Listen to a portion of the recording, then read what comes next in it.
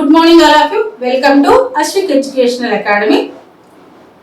Today remaining topic of sampling గురించి discuss చేద్దాం. మనం ఆల్రెడీ శాంప్లింగ్ యొక్క ప్రాబబిలిటీ శాంప్లింగ్ గురించి డిస్కస్ చేసి ఉన్నాము.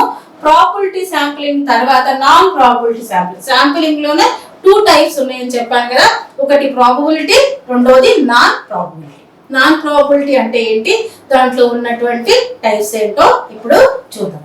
ఇక్కడ మనకి నాన్ ప్రాబబిలిటీ శాంప్లింగ్ అంటే రీసెర్చర్ కి పూర్తి స్వేచ్ఛ అనేది ఉంటుంది. Researcher by his own intention, by his own interest, by his own wish he can select the items by his own experience, by his own convenience, whatever it is there. Researcher కి ఇక్కడ full freedom అనేది ఉంటుంది. ఓకేనా, మరి దాని గురించి చూద్దాం. This type of sampling does not rely on random selection. In this selection there is no random. ఎందుకంటే రీసెర్చర్ కి ఏది ఇష్టమైతే అది సెలెక్ట్ చేసినప్పుడు ఇక్కడ random ఎందుకు ఉంటుంది? There is no predetermined, there is no systematic, there is no randomized. randomized ఉండదు, సిస్టమాటిక్ ఉండదు, ప్రీ డిటర్మైన్డ్ ఉండదు. అసలు ఇది ప్రీ ప్లాన్డ్ కానే కాదు. And it involves selecting samples in a way that does not give every member of population an equal chance of being included in the sample. అసలు equal chance అనేది ఇవ్వడం జరగదు. ఓకేనా. Non probability sampling is often used in qualitative research where the aim is not to generalize findings to a larger population. చూడండి, అయితే ఇక్కడ ఒక విషయం గుర్తుపెట్టుకోవాలి. మనం ప్రాబబిలిటీ, నాన్ ప్రాబబిలిటీ శాంప్లింగ్ ని ఎప్పుడు యూజ్ చేస్తామంటే క్వాలిటేటివ్ రీసెర్చ్ కోసం యూజ్ చేస్తాం. క్వాలిటేటివ్ రీసెర్చ్ కోసం యూజ్ చేస్తాం. అంటే మీకు ఆల్రెడీ చెప్పాను, క్వాలిటేటివ్ రీసెర్చ్ అంటే ఒక కల్చర్ గురించి తెలుసుకునేటప్పుడు, బిహేవియర్ గురించి తెలుసుకునేటప్పుడు, అంటే క్వాలిటేటివ్ రీసెర్చ్ ఏంటంటే నాన్ న్యూమరికల్ బేస్డ్ ఇన్ఫర్మేషన్ కోసం ఈ యొక్క నాన్ ప్రాబబిలిటీ శాంప్లింగ్ మనం యూజ్ చేస్తాం. కానీ ప్రాబబిలిటీ శాంప్లింగ్ ఎప్పుడు యూజ్ చేస్తాం? Quantitative information. క్వాంటిటేటివ్ అంటే న్యూమరికల్ డేటా మనకు కావాలి, అంటే అది స్టాటిస్టికల్ ఇన్ఫర్మేషన్ మనకు కావాలన్నప్పుడు ప్రాబబిలిటీ శాంప్లింగ్ ని యూజ్ చేస్తాం. స్టాటిస్టికల్ అంటే ఇంత, అంటే కంపల్సరీ ఇంత పర్సెంటేజ్ ఆఫ్ ది ఎగ్జామినేషన్ జరిగింది, ఇంతమంది స్టూడెంట్స్ అపీర్ అయ్యారు అనే దానికోసం ప్రాబబిలిటీ శాంప్లింగ్ యూజ్ చేస్తాం. ఓకేనా. కానీ స్టూడెంట్స్ సాటిస్ఫై అయ్యారు, సాటిస్ఫై కాలేదు, క్వశ్చన్ పేపర్ అనేది సాటిస్ఫాక్టరీగా రాలేదు, వచ్చింది అనేటటువంటి బేస్ లో ఇన్ఫర్మేషన్ కలెక్ట్ చేసినప్పుడు మనం నాన్ ప్రాబబిలిటీ శాంప్లింగ్ ని మనం అప్లై చేస్తాం. ఈ రెండు విషయాలు గుర్తుపెట్టు. క్వాంటిటేటివ్ అంటే న్యూమరికల్ డేటా, స్టాటిస్టికల్ డేటా కావాలన్నప్పుడు మన probability. Non numerical data yes or no అనో, బాగుంది బాగాలేదనో, బిహేవియర్స్ గురించి, వీటి గురించి నాన్ ప్రాబబిలిటీ శాంప్లింగ్ మనం అప్లై చేస్తాం. Non probability sampling methods can be quicker and more cost effective than probability sampling methods. అంతే కదా. అంటే ఇక్కడ రీసెర్చర్ కి పూర్తి స్వేచ్ఛ అనేది ఇచ్చినప్పుడు, ఫుల్ ఫ్రీడమ్ అనేది ఇచ్చినప్పుడు అది క్విక్ గా అయిపోతుంది. ఒక సిస్టమాటిక్ పని ఏదైనా చూడండి, సిస్టమాటిక్ గా ఒక పని చేయాలంటే అది టైం కన్జ్యూమింగ్. ఎలా పడితే అలా చేయాలన్నప్పుడు టైం అనేది చాలా తొందరగా మనం చేసు, అది టైం కన్జ్యూమింగ్ కానే కాదు. సో ప్రాబబిలిటీ శాంప్లింగ్ అనేది కొంతవరకు టైం కన్జ్యూమింగ్, కానీ నాన్ ప్రాబబిలిటీ శాంప్లింగ్ అనేది చాలా తొందరగా అయిపోతుంది, పెద్ద కాస్ట్ కూడా కాదు. ఎందుకంటే రీసెర్చర్ అంత శ్రమ పెట్టి ఇన్ఫర్మేషన్ గ్యాదర్ చేయరు కాబట్టి. But they may also be subject to bias and may not be representative of the larger population. కానీ ఇక్కడ ఒక డిఫాల్ట్ అనేది కనబడుతుంది మనకి. ఏంటంటే నాన్ ప్రాబబిలిటీ శాంప్లింగ్ అనేది టోటల్లీ బయాస్డ్, పక్షపాత ధోరణి ఎక్కువగా కనపడుతుంది. అంతేకాకుండా శాంప్లింగ్ అనేది ఓవరాల్ పాపులేషన్ కి రిప్రజెంటేటివ్ గా పనికిరాదు. ఎర్రర్స్ చాలా వస్తాయి, ఎర్రర్స్ అనేవి చాలా వస్తాయి అన్నమాట. ఈ ఎర్రర్స్ ఎందుకు వస్తాయి అంటే ఇక్కడ మన థౌజండ్ ఆఫ్ ది పాపులేషన్ ని మీట్ అయ్యేటటువంటి పరిస్థితుల్లో రీసెర్చర్ అట్లీస్ట్ 100 మెంబర్స్ ని మీట్ అవ్వాలి. కానీ రీసెర్చర్ ఏం చేస్తాడు? టైం సేవింగ్ కోసం లేకపోతే మనీ సేవింగ్ కోసం తను ఏం చేస్తాడు? 10 మెంబర్స్ మాత్రమే మీట్ అవుతాడు. 1000 ఎక్కడ, పాపులేషన్ 10 ఎక్కడ. సో మనం ఎంతమందిని మిస్ చేసాము, అంతమందిలో నుండి మనకు కావాల్సినటువంటి ఇన్ఫర్మేషన్ కూడా మిస్ అవుతూ ఉంటుంది. సో ఎర్రర్స్ కూడా ఆటోమేటిక్గా వస్తాయి. సో ఈ శాంపిలింగ్ అనేది ఓవరాల్ పాపులేషన్కి రిప్రజెంటేటివ్గా పనిచేయదు అన్నమాట. కానీ కొన్ని సందర్భాల్లో చాలా మటుకు ఇవే యూజ్ చేస్తూ ఉంటారు. Types are non probability sampling. Convenience చూడండి, కన్వీనియన్స్ శాంపిలింగ్. కన్వీనియన్స్ శాంపిలింగ్ అంటే ఏంటంటే according to the convenient by the researcher is selecting the items, is selecting the place, is selecting the participants. ఓకేనా? అంటే ఇక్కడ focus group of the participants ని తను select చేస్తాడు. ఇక్కడే మనం ఇంతకుముందు నేను క్లాస్ లో చెప్పాను, focus group of the people are participating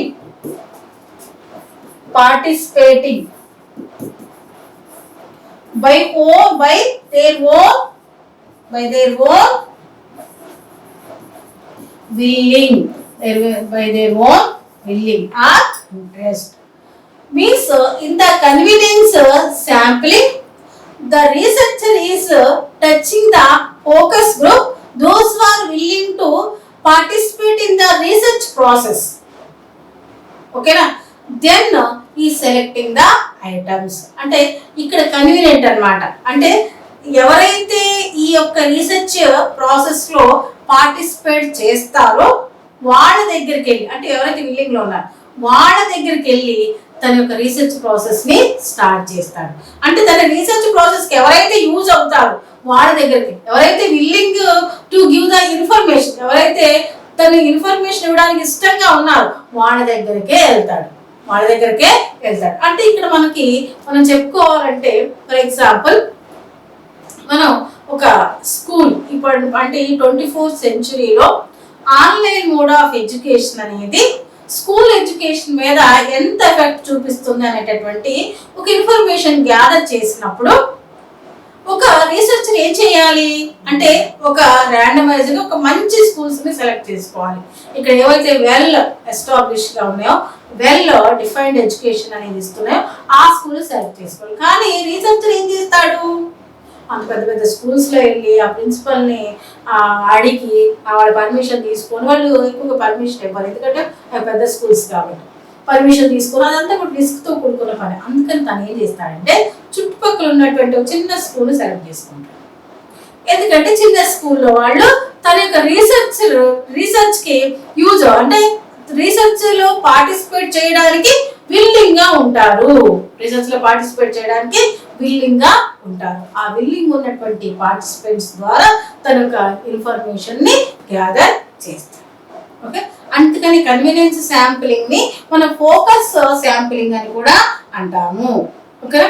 మరి ఆ క్వశ్చన్ కూడా మీకు టాపిక్ అయిపోయిన తర్వాత చూపిస్తాను. అంటే ఫోకస్ శాంపిలింగ్ ఎందుకంటామంటే the researcher intentionally selecting the people those who are willing to participate in his research. The people those who are intentionally willing అంటే ఎవరైతే ఫోకస్ గ్రూప్ అంటే దాని మీదనే తన ఫోకస్ అనేది చేయడం జరుగుతుంది. ఓకే, ఇక్కడ మనకి ఇవ్వడం జరిగింది sample of respondents which is available to researchers because of their access to the respondents is identified as convenience. అంటే ఇక్కడ తను రీసెర్చ్ ఇక్కడ ఐడెంటిఫై చేస్తాడు ఏమని, ఏ sample of respondents which is available to researchers. Available అంటే ఇక్కడ ఎవరైతే రెస్పాండెంట్స్ పార్టిసిపేటర్స్ అనుకోవచ్చు, లేకపోతే పీపుల్ ఎవరైతే తన రీసెర్చర్స్కి అవైలబుల్గా ఉంటారో అక్కడే తను రీసెర్చ్ ప్రాసెస్ని స్టార్ట్ చేస్తాడు.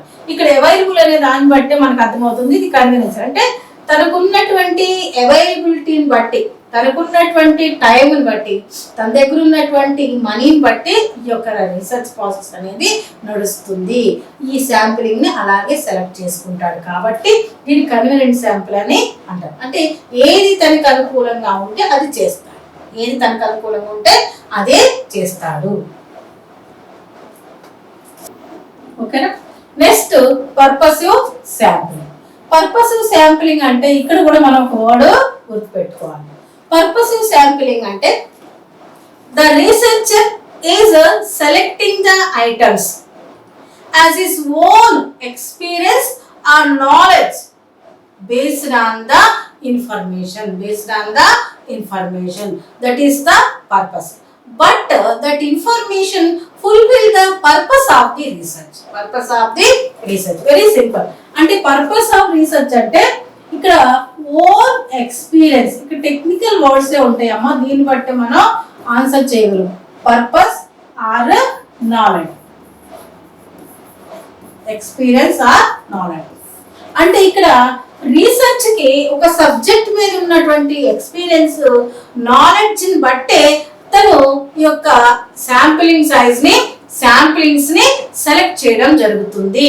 కాకపోతే తను ఎవరినైతే సెలెక్ట్ చేసుకున్నాడో వాళ్ళ ద్వారా తన రీసెర్చ్ ప్రాసెస్ అనేటటువంటి పర్పస్ అనేది ఫుల్ఫిల్ కావాలి. అంటే తనకున్నటువంటి నాలెడ్జ్ ని, ఎక్స్పీరియన్స్ ని యూజ్ చేసే ఇక్కడ శాంపిల్స్ ని సెలెక్ట్ చేసి వాటి ద్వారా తన రీసెర్చ్ పర్పస్ ని ఫుల్ఫిల్ చేసుకుంటాడు. దాన్ని పర్పసివ్ శాంపిల్ అని అంటారు. అంటే ఇక్కడ తనకి ఒక రీసెర్చ్ చేసేటటువంటి రీసెర్చర్ కి ఒక ఏరియా మీద, ఒక స్కూల్ మీద, ఒక కాలేజ్ మీద, అంటే ఒక్కొక్క దాని మీద తనకి ఒక ఐడియా అనేది ఉంటుంది. తన ఐడియాని బేస్ చేసుకొని ఆ ఐడియా ద్వారా తను ఆ శాంపిల్స్ ని సెలెక్ట్ చేసి తన రీసెర్చ్ పర్పస్ ని ఫుల్ఫిల్ చేసుకుంటాడు. అంటే ఇక్కడ తను ఒక రీసెర్చ్ ప్రాసెస్, ఇందాక చెప్పుకున్నటువంటి పాయింటే మనం మళ్ళీ రైజ్ చేసినప్పుడు, ఎడ్యుకేషనల్ అంటే ఇక్కడ online mode of education school students మీద ఎలాంటి ఎఫెక్ట్ చూపిస్తుంది అనేటటువంటి టాపిక్ తీసుకున్నట్లయితే తనకి ఈ చుట్టుపక్కల ఉన్నటువంటి స్కూల్ మీద ఒక ఎక్స్పీరియన్స్ ఉంది, ఒక నాలెడ్జ్ ఉంది. మేబీ తను ఈ చుట్టుపక్కల ఉన్నటువంటి స్కూల్స్ లో ఇంతకు ముందు వర్క్ చేసి ఉన్నాడు, టీచర్ గానో లేకపోతే ఏదో ఒక వర్క్ తను ఆ స్కూల్లో చేసి ఉన్నాడు. వాటి మీద తనకి నాలెడ్జ్ ఉంది, ఎక్స్పీరియన్స్ ఉంది. అందుకని ఏం చేస్తాడు, ఆ స్కూల్లో సెలెక్ట్ చేసుకుంటాడు. ఆ స్కూల్లో ఉన్న స్టూడెంట్స్ ద్వారా ఈ యొక్క ఇన్ఫర్మేషన్ అనేది గ్యాదర్ చేస్తాడు. సో తన యొక్క రీసెర్చ్ పర్పస్ అనేది ఫుల్ఫిల్ అవుతుంది. తను ఏ స్కూల్ అయితే ఏంటి, ఎక్కడి నుంచి అయితే ఏంటి, స్టూడెంట్స్ యొక్క ఇన్ఫర్మేషన్ తనకి కావాలి. అంటే తనకున్నటువంటి నాలెడ్జ్ని బేస్ చేసుకొని, ఎక్స్పీరియన్స్ని బేస్ చేసుకొని ఐటమ్స్ని సెలెక్ట్ చేయడం ద్వారా తనకి రీసెర్చ్ పర్పస్ని ఫుల్ఫిల్ చేయడమే కాకుండా కంప్లీట్ చేసేటటువంటి దాన్ని పర్పస్ ఉంటారు. అంటే ఇక్కడ చూడండి, ఇక్కడ ర్యాండమైజ్డ్ శాంప్లింగ్ కి, నాన్ ప్రాబబిలిటీ శాంప్లింగ్ కి డిఫరెన్స్ మీకు తెలుస్తుందా? ఇక్కడ ర్యాండమైజ్డ్ ఏంటి, కంపల్సరీ ఒక సిస్టమాటిక్, మనం కంపల్సరీ ఆ స్కూల్ని, ఇక్కడ మనకి హైదరాబాద్ లో కానీ విజయవాడ మన పెద్ద పెద్ద సిటీస్ లో కొన్ని స్కూల్స్ ఉంటాయి.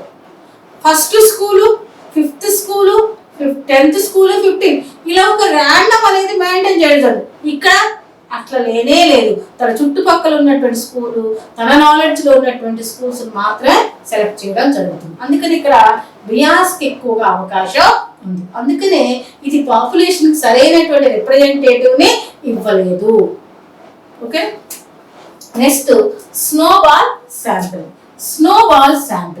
స్నోబాల్ శాంప్లింగ్ అంటే ఇక్కడ ఇది ఒక లింక్ శాంప్లింగ్ అన్నమాట. దీన్ని లింక్ శాంప్లింగ్ అని కూడా అంటాం. లింక్ శాంప్లింగ్ అని ఎందుకంటామంటే, first sample selected by the researcher by his own intention, but he is taking information second sample onwards from the previous samples interest, previous samples information. చూడండి, అంటే ఇక్కడ ఫస్ట్ శాంపిల్ మాత్రమే researcher ద్వారా select చేయబడుతుంది. Second sample నుండి తను ఏం చేస్తాడు అంటే, is taking information from the previous samples. Second sample నుండి తను ఏం చేస్తాడంటే, ప్రీవియస్ శాంపిల్ యొక్క ఆ ఇన్ఫర్మేషన్తో, వాళ్ళు ఇచ్చినటువంటి నాలెడ్జ్తో, వాళ్ళు ఇచ్చినటువంటి ఆ ఏదైతే సమాచారం వాళ్ళు ఇచ్చారో దాని ద్వారా తన రీసెర్చ్ ప్రాసెస్ని స్టార్ట్ చేయడం జరుగుతుంది. అంటే దీన్ని అందుకనే స్నోబాల్ అని అంటాం. ఇక్కడ ఏంటంటే participators are one of the researchers. Participators are one of the researcher. అంటే ఇక్కడ పార్టిసిపేటర్సే రీసెర్చర్స్ గా ఉంటారు.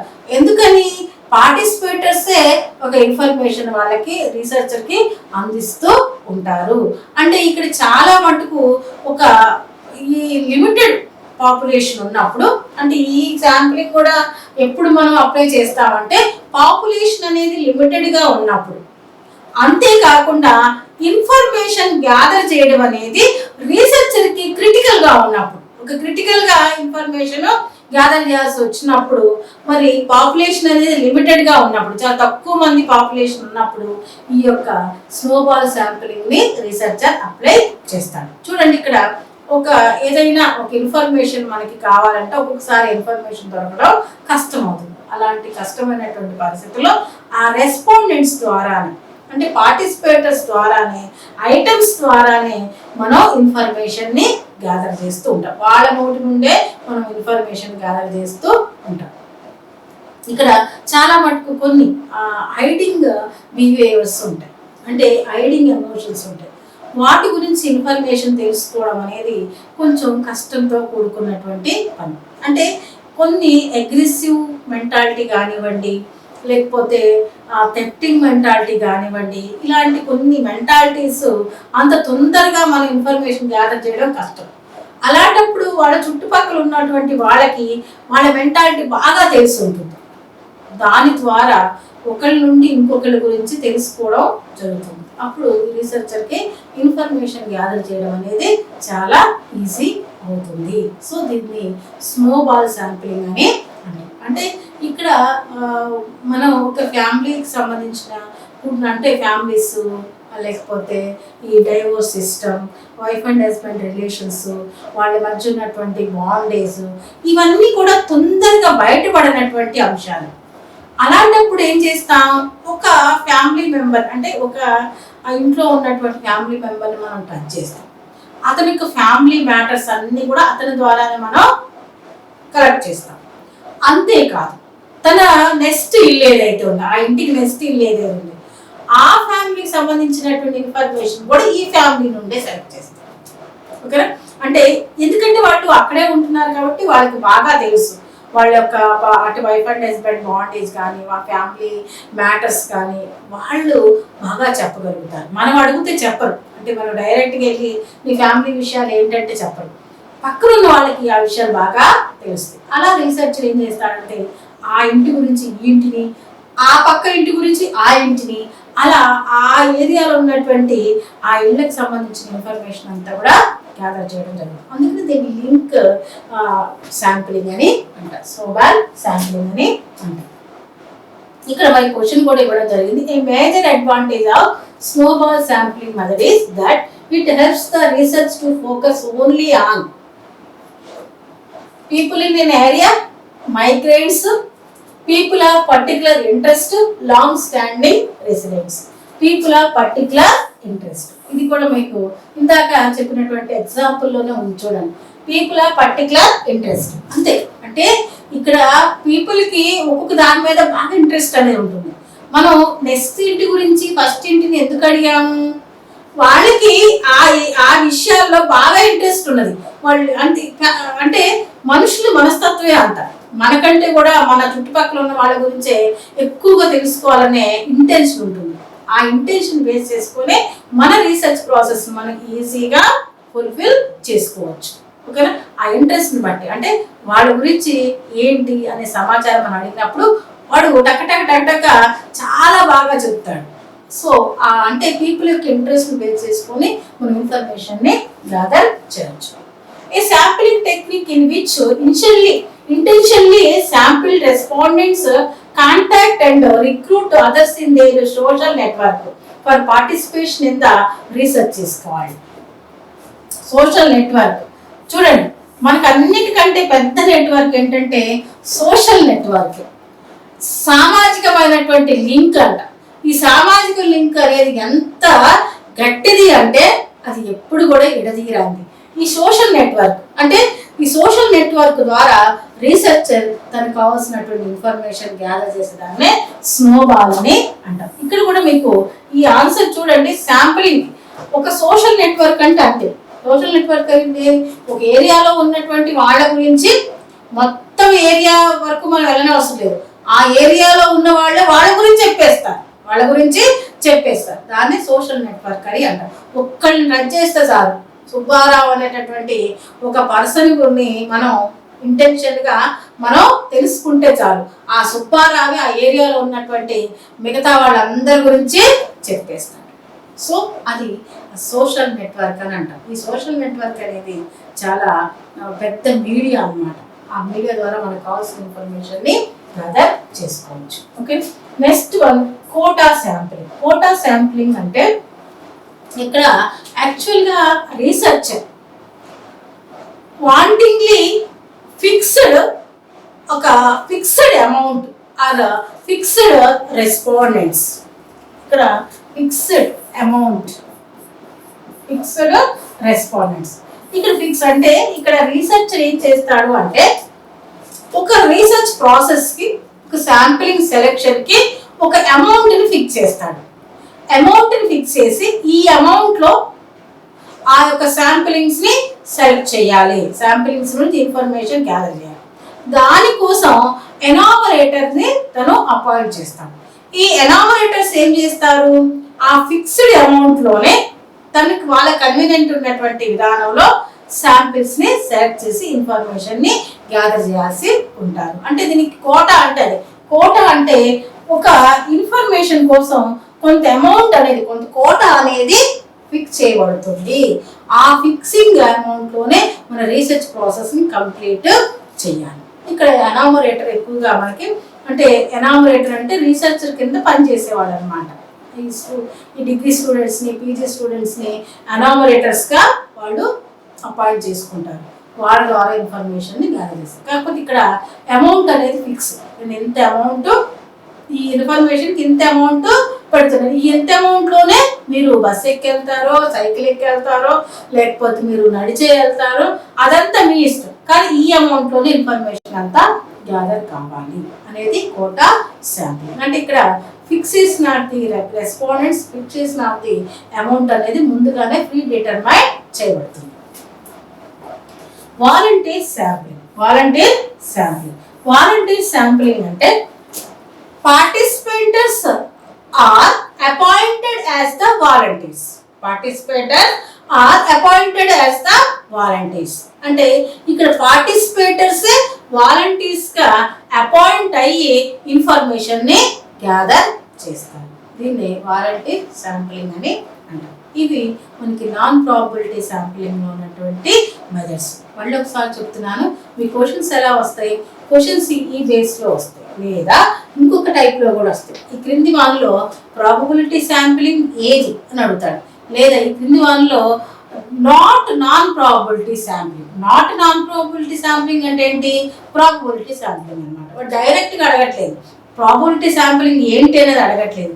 Which is not non probability sampling అంటే నాన్ ప్రాబబిలిటీ శాంప్లింగ్ కానిది ఏది, కానిదంటే ప్రాబబిలిటీ శాంప్లింగ్. అది స్ట్రాటిఫైడ్ కావచ్చు, సిస్టమాటిక్ కావచ్చు, సింపుల్ ర్యాండమ్ కావచ్చు, మల్టీ స్టేజ్ కావచ్చు. ఓకే, దాన్ని మనం సెలెక్ట్ చేయాలి. అంటే మనకి ప్రాబబిలిటీ శాంప్లింగ్ ఉన్నటువంటి ఆ టైప్స్ తెలియాలి, నాన్ ప్రాబబిలిటీ శాంప్లింగ్లో ఉన్నటువంటి టైప్స్ తెలియాలి, మరి వాటికి సంబంధించిన ఇన్ఫర్మేషన్ కూడా తెలియాలి. అప్పుడే మనం ఈ టాపిక్ సంబంధించిన క్వశ్చన్స్కి ఆన్సర్ చేయగలుగుతాం. ఎనీవే, మీరు నా క్లాసెస్ రెగ్యులర్గా వాచ్ చేశారంటే మీకు ఎలాంటి డౌట్ లేకుండా కాన్ఫిడెంట్గా క్వశ్చన్కి ఆన్సర్ చేస్తారు. అంత క్లియర్ కట్గా మా క్లాసెస్ అనేవి ఉంటాయి. మీకు ఇది విన్న తర్వాత మీకే అర్థమై ఉంటుంది ఇది ఎంత అంటే క్లియర్ కట్గా ఇన్ఫర్మేషన్ అనేది ఇవ్వబడిందో. మేము ఓరల్ ఇన్ఫర్మేషనే కాదు, ఆ ఇన్ఫర్మేషన్ని డిస్ప్లే కూడా చేస్తున్నాం. వాటితో పాటు క్వశ్చన్స్ని కూడా డిస్ప్లే చేస్తున్నాం. ఎందుకు క్వశ్చన్స్ డిస్ప్లే చేస్తున్నాం అంటే ఆ క్వశ్చన్స్ ద్వారా మీకు ఒక ఐడియా అనేది వస్తుంది, క్వశ్చన్ ఏ విధంగా వస్తుంది, ఈ టాపిక్ నుండి క్వశ్చన్ అనేది ఏ విధంగా వస్తుందని తెలిస్తే దాన్ని బట్టి మీరు చదువుకునే అవకాశం, ఆ విధంగా చదువుకునే అవకాశం అనేది వస్తుంది. ఓకే, సో నిజంగా రెగ్యులర్గా నా క్లాసెస్ వాచ్ చేయండి. ఇంకా మీకు ఎవరైనా ఈ నెట్ కానీ సెట్ కానీ ప్రిపేర్ అయ్యే ఆస్పిరెంట్స్ ఉన్నారనుకోండి, వాళ్ళకు కూడా ఈ వీడియోస్ షేర్ చేయండి. అంతేకాదు ఈ యొక్క యూజీసీ నెట్ సెట్కి సంబంధించిన ఫుల్ కోర్స్ కావాలి అంటే మా యాప్ ద్వారా తీసుకోండి.